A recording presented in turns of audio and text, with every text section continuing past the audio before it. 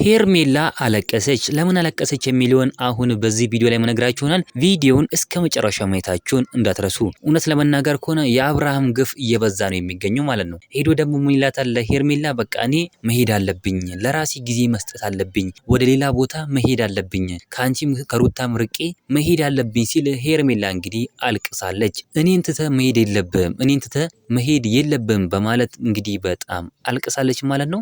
በጣም ነው የሚገርመው እውነት ለመናገር ከሆነ አብርሃም የህፃን ጨዋታ ትዳርን እያደረገ የሚገኝ ሰው ነው። እንደዚህ ደግሞ ማድረግ የለበትም። ሄርሜላን ብትሆን ሩታን ብትሆን ማለት ነው የራሳቸውን ነገር እኮ እንትን ማለት ይችላሉ። ከአብርሃም በታች ሳይሆን ከአብርሃም በላይ የሆነ ባል ማግኘት ይችላሉ። ነገር ግን እነሱ በፍቅሩ ታውረዋል። በቃ እኔ በጣም የሚገርመኝ በቃ እውነት ለመናገር ከሆነ ማለት ነው የእነሱ ነገር እየገረመኝ ነው ያለው። ሩታ የኛ ጀግና ራሱ በቃ እኔ እንጃ እሷን በቃ ልፍስፍስ የሆነችብን ትገኛለች። ሩታ እኮ በጣም በፊት ጀግና፣ በጣም ቆራጥ፣ በጣም በቃ እኔ እንጃ ለሰው አርያ የምትሆን ሴት ናት። ጀግና ሴት ናት። የሴት ጀግና እውነት ሩታ ናት። ነገር ግን ዛሬ ላይ በጣም በቃ እንትን ብናብናለች ማለት ነው። ልፍስፍስ ሆኖ አብናለች ሩታ። በፊት እኮ በቃ ልካቸው ነበር የምነግራቸው። ሄርሜላም እንግዲህ አሁን መታ ማለት ነው እያለቀሰች ትገኛለች። አብርሃም እኔ ካላንተ መኖር አልችልም የመጀመሪያ አይነ ስትልም ተናግራለች። እኛ አናቅም የመጀመሪያ ሆነ የመጀመሪያ ያልሆነ እኛ አናቅም። እሷ ግን የመጀመሪያ አይነ እኔ ባንተን ሁሉንም ነገር ያየሁት ስትል ተናግራለች። ሄርሜላ እንግዲህ እኛ አናቅም እውነት ለመናገር ከሆነ እንደዚህ ግን ብላለች እሷ።